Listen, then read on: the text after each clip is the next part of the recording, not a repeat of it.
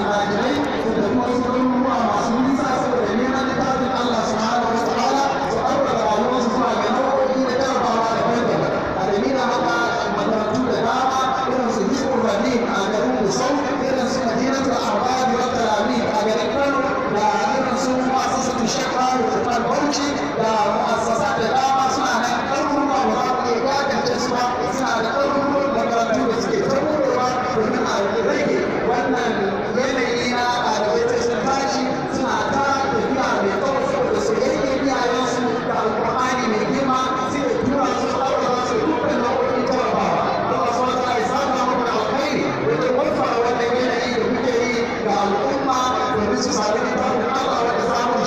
shi ne samun dukkan alkhairi. Allah ya ƙara lafiya, Allah ya ƙara tsawon kwana, muna godiya da mutuwa, Allah ya ƙara